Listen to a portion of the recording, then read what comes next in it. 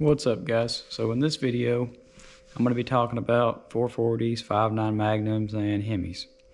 As we all know, these are popular swap options in the Mopar world, and I'm just going to give my thoughts on it. I've made a video similar to this before, and I didn't really know a lot about all of them, to be honest. I knew a little bit about the Magnum when I did that video, but anyways, this is going to be just my opinion on what you should put them in, or I guess what your build is, where I think they fit best, I guess you could say.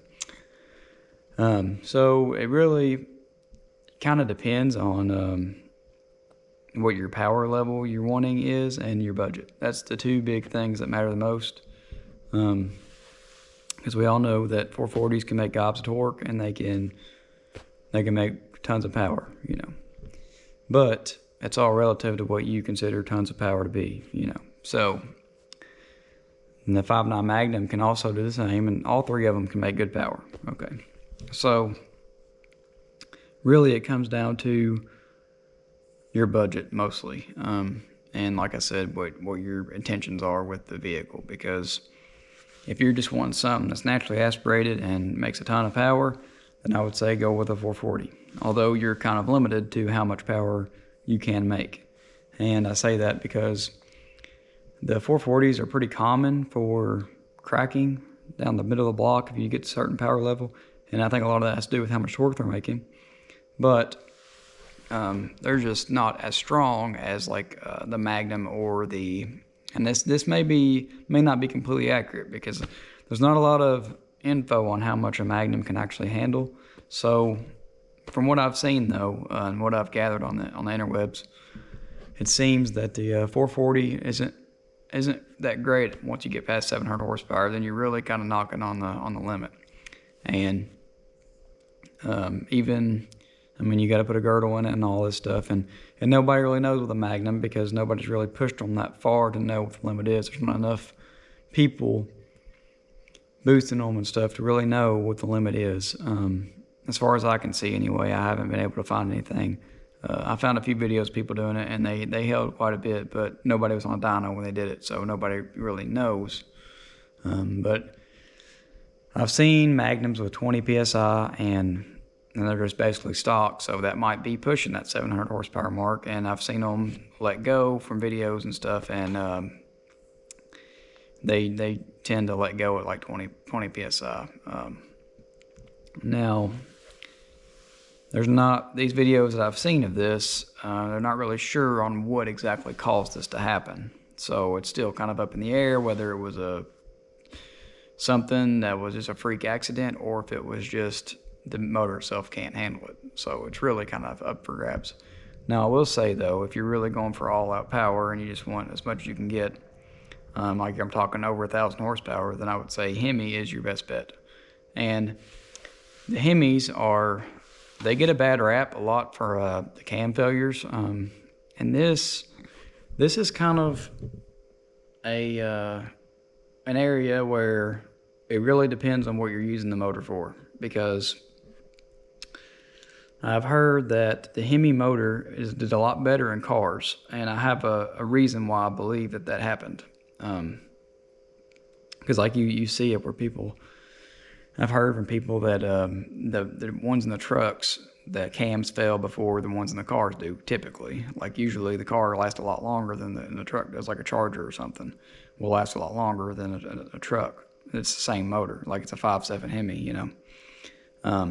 And there's some reasons that I believe this happens, why they eat cams up. I mean, it's kind of known now.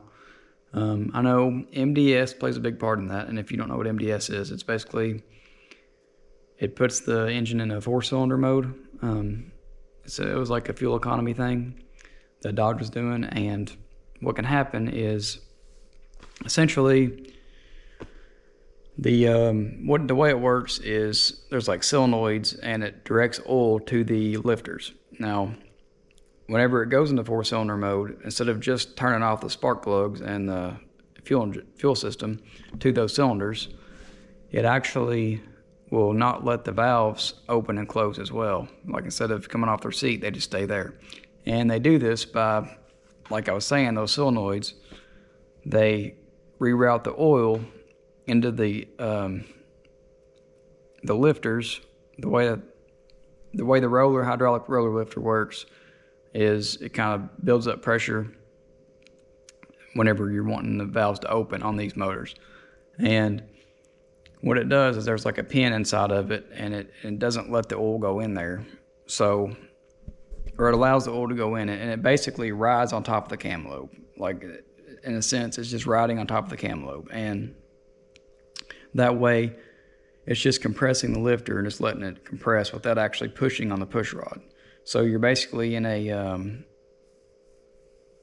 want to say it's not allowing the valve to actually come off the seat. It's just staying still.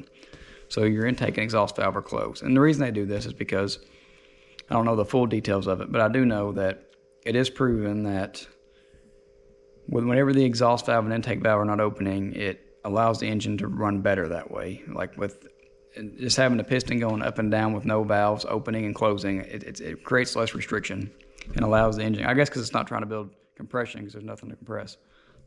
That's kind of what makes sense to me. So I'm assuming, I'm not 100% sure on it. That's exactly why. I'm just saying that's probably what it is. But anyway, so what can happen though is that little hole inside the lifter that allows the oil to come in, if it's got any type of debris or anything in there, it can go in there and stop up that lifter. And now what you have is the lifter is staying in that mode, like where it's not allowing oil to go in it. So it's never pumping the oil, so it's never actually pushing up on the push rod. And what you get is it allows like once you get over 3,000 RPM, the lifter can't keep up, basically what's happening. And it's kind of smacking that roller against the cam, and that just eats them up, So that's a common failure point. So if you disable that, then that should fix that issue. And there's different ways. I mean, you can go into, like, if you got a tuner or something, like HP tuners, you can do it. You can just disable it. And that will prevent that from happening in that situation. Now, like I said, it only happens when you get above a certain RPM, because these things are designed to where whenever you're going, it's like if you're cruising and you're under 3,000 RPM, it'll go into that 4-cylinder mode, and you're at a steady state speed, it'll go into the 4-cylinder mode. But it's supposed to kick out whenever you give it gas or whatever. Say you get on it and you're going 60, it's supposed to go back to 8 cylinders. And like I said, what can happen is it doesn't. The ECM thinks it does, but it doesn't actually, because something's clogged up inside the lifter. They're stopping it from actually getting oil again, and then you got a lifter that's smacking your cam and you don't even realize it until your cam's wiped out, and you got to take it to the dealership and get your cam fixed. But anyway, so that's one issue. And another thing is, if you look at a Hemi, the cam is much higher than the crank. Like on the block itself, you look at the casting, the cam sits way higher than the crank does, versus like compared to like a Magnum or a 440 or something. They're a lot closer. And even the lifters, the bores of the lifters are setting at an angle like this. It's like barely down slope, versus like a Magnum or a 440 where they're more like this, so the oil can kind of drip down and get on that roller or flat tap it, whatever, and it kind of lube it better. Well, on the Hemis, it's more like this, so there's not as much oil going down there.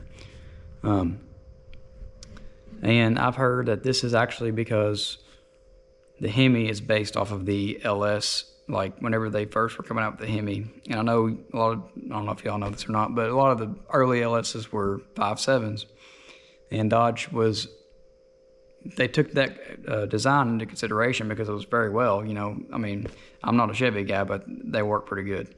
So they took that design and they kind of improved upon it, and their thought process there was that by moving the lifter this way, and it allowed a better angle for the push rod and everything, and it actually helped it with power, and so they went with that design because it was more efficient. Well, anyway, But then it kind of bit them in the butt a little bit because that's part of the reason why these cams go out so fast or so bad or often, you know. And so what you're really relying on is this engine to be revved up or over 3,000 RPM occasionally, because it's mostly relying on that oil to get on the cam from the crankshaft, because the windage inside the crankshaft is allowing the oil to come up and soak the cam and allow it to be lubed up and lube the lifters and everything. And whenever these people that are driving these trucks are like they're just cruising all the time, as older people, you know, they're just cruising the truck around all the time or letting it idle for 30 minutes before they go do whatever because they want it to warm up, you know. This thing is not getting the adequate amount of oil on this cam, so it's eventually going to eat it up. And you don't see this as often in cars because a lot of people, when they buy a Charger RT or whatever, they're getting on it because it's basically a hot rod. I mean, it's not really, but you know what I mean. People don't buy those cars just to cruise around, and you know, most people will, you know, they'll be getting on it and doing some stuff, so that keeps them nice and lubed up. Now, like I said, this is why I say that I don't see this as a big issue in some things, because like if you were to swap a Hemi in a car, like for me, for example, if I were to put a Hemi in this Demon, I would not worry about that. And the reason being is because I can disable the MDS on it, so where it stays in 8-cylinder mode all the time, and obviously I'm going to be getting on it if I got it in this thing. So I'm not worried about that. And it just really isn't that big of an issue. And a lot of these things, this doesn't happen until you got 130, 140, 150,000 miles on it at least, you know. So now there's some cases where it happened before then, but you get what I'm saying. I'm not going to put that many miles in this car, I can promise you that. But so I'm not opposed to putting a Hemi in this thing at all, because that's not one of my concerns at all. And I know a lot of people are hesitant on the Hemis because of the price, you know. And it really depends on if you can get a deal on one or not, because they're out there. You just every now and then you'll see them for pretty cheap, you know. And I mean, I'm saying like under $500. And I will say the Hemi design is by far it's the best way to go, because the heads on those things flow amazing. Like it's ridiculous, especially if you get one after 2009, I believe it's when they put the Eagle heads on them, and they flow really, really good. Like, I mean, like to put it in perspective, they didn't make 440 heads that could flow that much air back then. You know, like it was just not even, that's like one of the top of the line performance heads you could get back in the day for a 440. That's a big block, you know. So, and these heads are doing that just stock the way they are, you know. So you're good on head flow for sure. And they even the Eagle Hemis, they came out with 10.5-to-1 compression, so that's pretty good compression. And I mean, if you look at like the stock numbers, it's like 395 horsepower, and then I think it's like 400 foot-pounds of torque, something like that. So I mean, you're already pretty good on that. But I mean, who's saying you can't throw a cam in there and make another 50 horse, 40 horse, whatever, and then you're making 440 horsepower, you know, and so you're good there.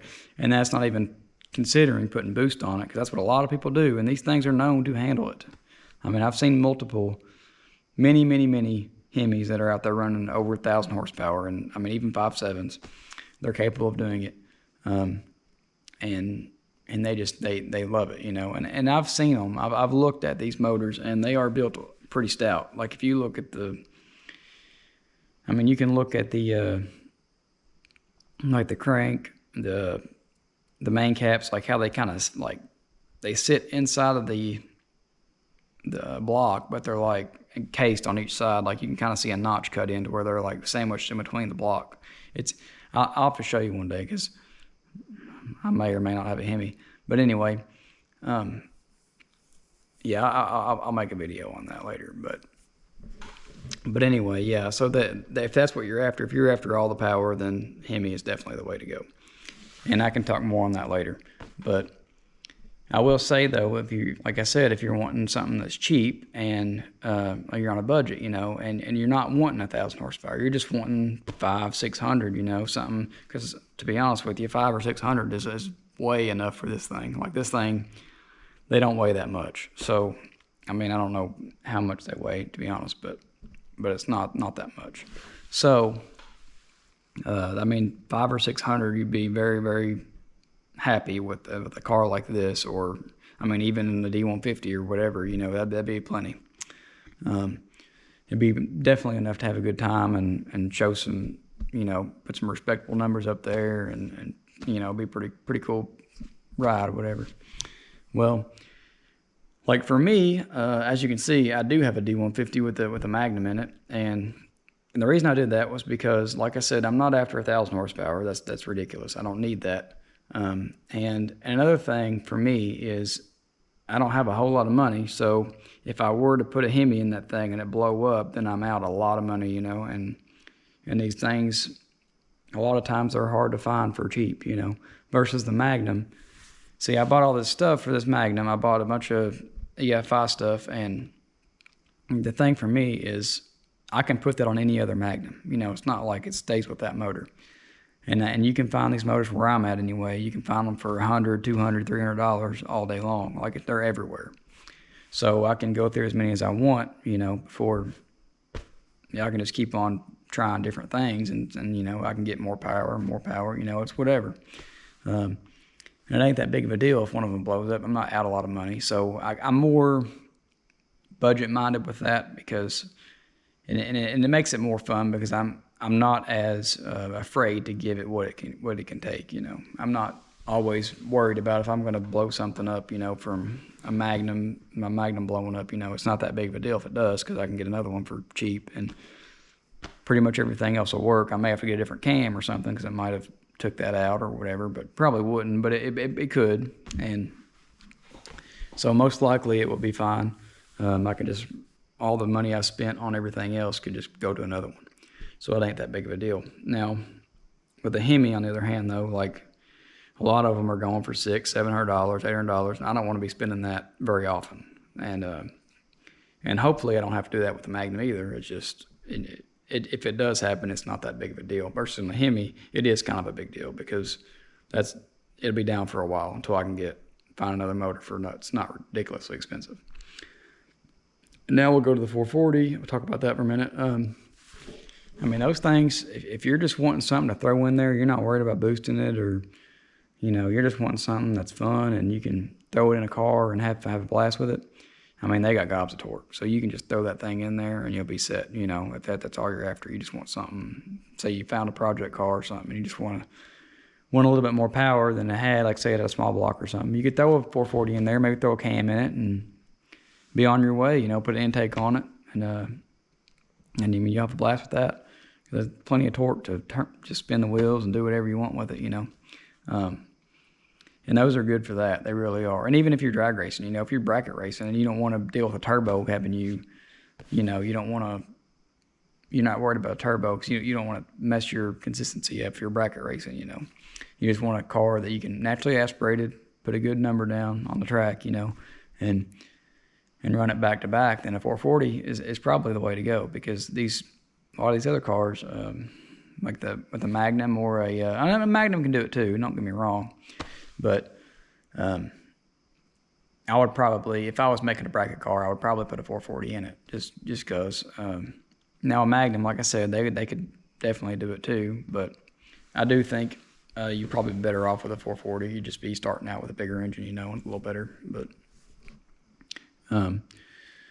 yeah, and like I said, that's probably for me. It all comes down to what you're doing with it, you know. Like, if I really want to go build an all-out race car and all I'm doing is heads-up racing, like, or, you know, whatever, I'm just doing grudge racing and stuff like that, then I'm probably going to go with the Hemi in one of my vehicles, you know. Like, it's winning, you know. Like, that's what's going to make the most power for sure, and actually live, you know.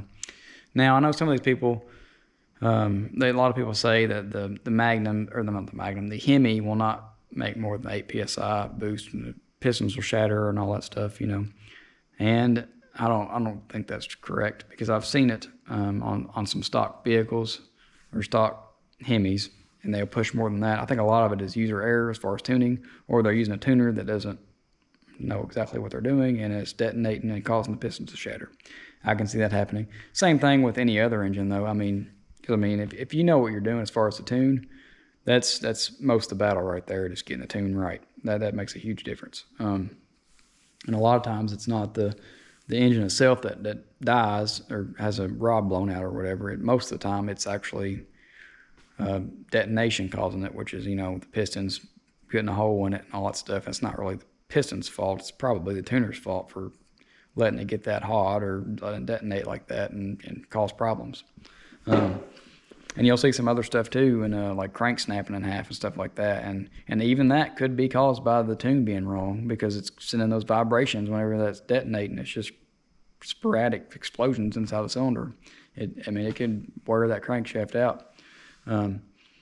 So you'll see some stuff, and it's not always what you think it is at first. You know, it could just be that tuner something's not right, and they don't know that. You know, they think it's fine, but it's really not.